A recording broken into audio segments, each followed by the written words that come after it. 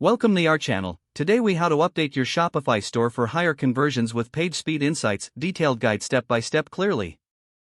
To update your Shopify store for higher conversions using PageSpeed Insights, start by accessing the PageSpeed Insights website.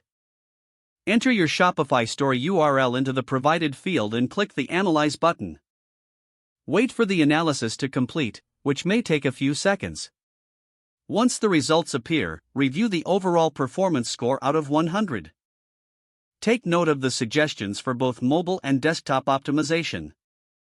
Begin with the Optimize Images recommendation.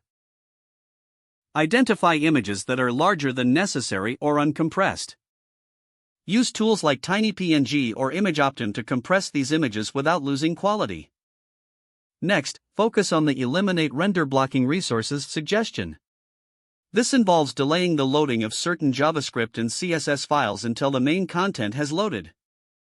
Consider implementing lazy loading for images and videos as well. Moving on, check for the Leverage Browser Caching advice. Modify your Shopify settings to extend cache expiration times for commonly used resources. This minimizes loading times for repeat visitors. Now, look at the Minify CSS, JavaScript, and HTML suggestion. Use minification tools such as Minifier or Uglify.js to reduce file sizes. Then, review any unused CSS and JavaScript to remove unnecessary code. Next, explore the Reduce Server Response Time recommendation.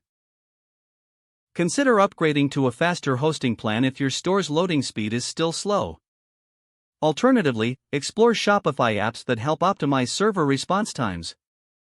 Review the Use a Content Delivery Network (CDN) suggestion.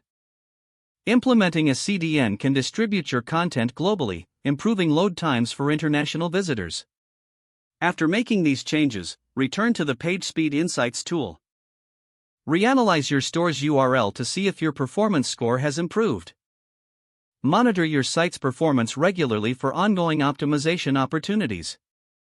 Finally, check your conversion rates to evaluate the effectiveness of your updates.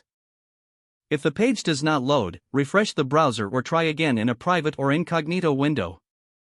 Make sure you are using the correct email address, then retype it carefully to avoid small typos.